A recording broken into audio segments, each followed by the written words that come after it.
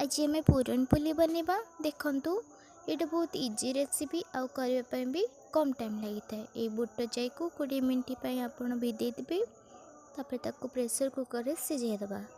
Size सारापर ठंडा है आम ग्राइंडिंग करदमा।